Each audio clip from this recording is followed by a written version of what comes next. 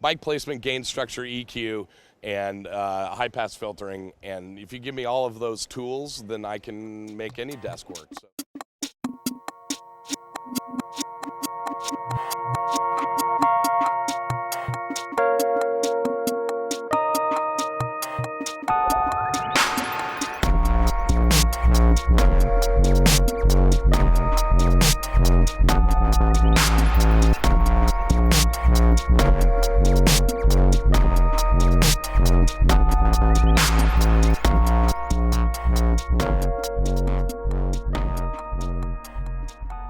They've been around for 14 years. Their early music, their early records were guitar-based drum stuff. The kind of their middle part of their career, and also maybe towards the end of this, what we've had up to so far, is a lot of synth information, low-end information, and when they play live, they go from a new song to an old song to a new song to an old song. And making that kind of lie in together is the hardest challenge. You have this, a newer song that has tons of low end and all kinds of synth patches, and it's big and lush and huge. And then the next song is just guitar, bass, and drums. And trying to make those two things connect with each other is pretty difficult. So that's the biggest challenge that I have, I think.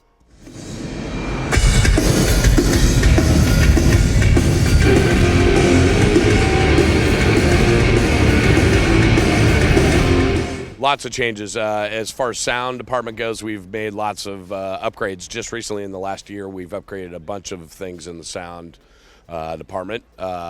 Consoles, outboard gear has all been updated in the last year or so. Yeah, it's been an interesting year. We've changed a bunch of backline things. Yeah, everything's new and exciting.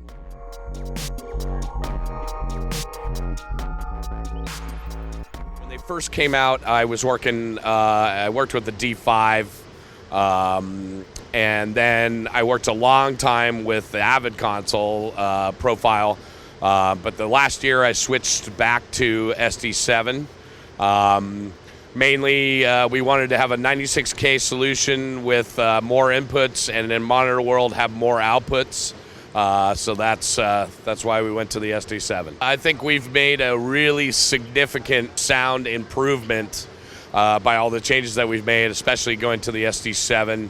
I think a lot of that has to do with the fact that we're going at 96K, and that the SD7 has floating point summing and that kind of stuff, which really makes the mix be significantly improved, in my opinion.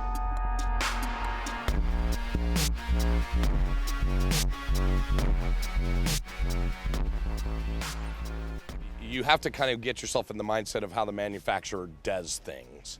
And once you kind of get in that mindset and see that, oh, this is how they decide to make snapshots, or et cetera, it's relatively easy. But I will say in the beginning, it was, you had to learn all those kind of things. Me and the monitor engineer did not go to any training or anything when we first started using these consoles on purpose.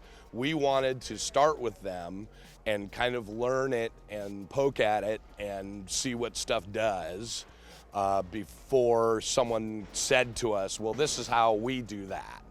And I think that was a really good decision on our part, because we got to see kind of the whole behind the scenes, of maybe some things that we wouldn't have explored if someone had said to us, hey, this is how we do it. Once we did that, then we brought someone in. Someone came and said, oh, I see what you're doing here, but, really the faster, easier way is this way. And then we learned, that way. It is a complicated desk, but when you're talking about audio desks in general, it's all about mic placement, gain structure, EQ, and high pass filtering. And if you give me all of those tools, then I can make any desk work. So if you have the fundamentals of audio already ingrained in you, every desk is built around that. So if you remember that, all the bells and whistles you could get caught up in, I try to avoid that trap and try to make it as simple as possible. I've been doing this for 27 years, and so I come from a place where we didn't have the ability to have 300 parameter changes between songs, and so I still think like that a lot. In between songs, I still want to do stuff. I don't include them in my snapshot. I still want to be able to mix. I still, because there are guys that do complete snapshots, that maybe 4 or 5 snapshots in a song, that feels very confining to me. I feel I only create 1 snapshot per song, and it's usually the things that are changing for that snapshot are like delay times and maybe some drastic, if there's something drastic that I just can't do physically. But for the most part, it's all, stuff that I do manually. That's how I treat snapshots. Other guys get lost in it, And it is true, this console will do anything that you want it to do, So that's exciting. It lets you be more creative than I ever could be before.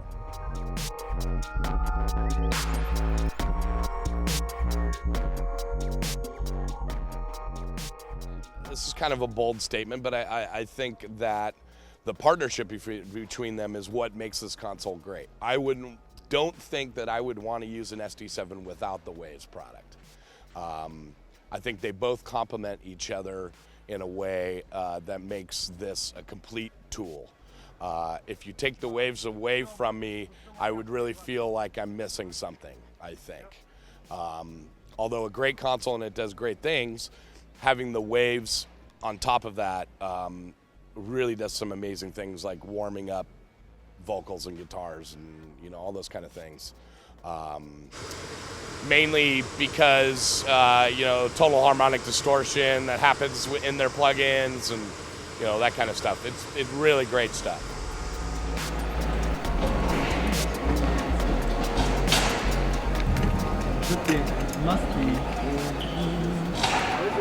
I'm very concerned about volume.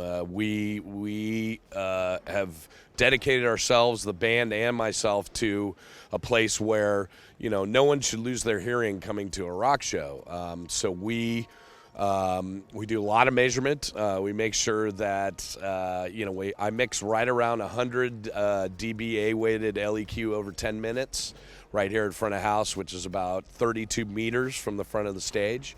So it's about 100 dB for the most time. There are moments of 104, and there are moments of 90. But for the most part, it's about 100 dBA weighted. We have 2 generations now of kids that wear earbuds in their ears all the time. They ride on the subway, they ride on trains with these earbuds in their ears at explosive volumes. And I feel like we're probably going to have a few generations of kids when they're older are going to have some severe hearing damage when they're older. And I certainly don't want to contribute to that by them coming to my rock show. There's a lot of people that mix a lot louder than I do, but impact-wise, I feel like I can still, it's a challenge for me as a mixer to mix at 100 dB and still have impact and still have feeling behind what's going on in your mix.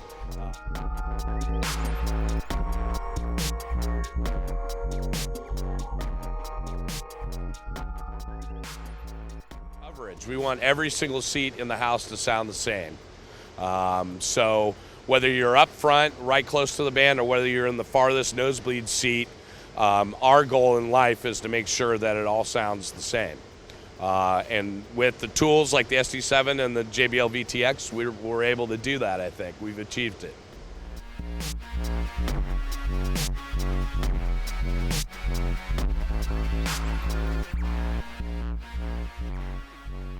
The main reason was because of Paul Baumann. Paul is an amazing designer, PA designer.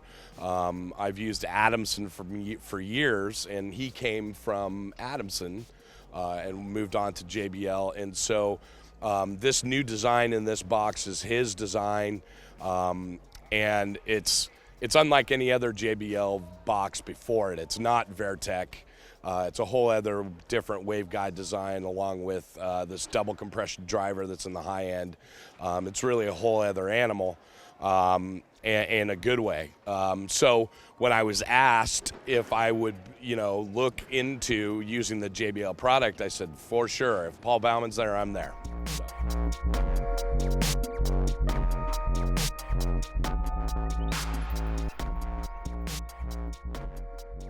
We use SE microphones, we use Audio-Technica microphones, we use Shure microphones, we use Sennheiser microphones. You'll see a full array of different types of microphones up there.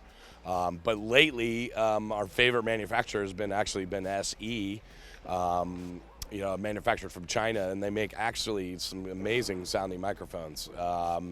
They make a kind of a AKG C414 older model copy that we use on overheads, and we got a matched pair of them, and they sound fantastic. They're really, really great.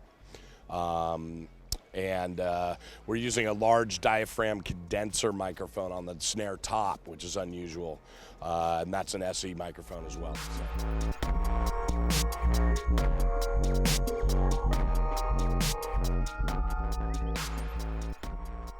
Well, it's funny because we did do that. We did have microphones, and we were using Palmer DI speaker DIs, and also using ISO cabinets and miking those ISO cabinets. But we quit doing that last year, or the start of this year, and we're using fractal emulators now, and only the direct signal from both guitar players. So basically a direct left and right, straight out of the fractal, is our guitar tone live. We did a lot of amp emulation by going back to the multi-tracks from original records and matching the tones that were on the original record and emulating those tones using the fractal.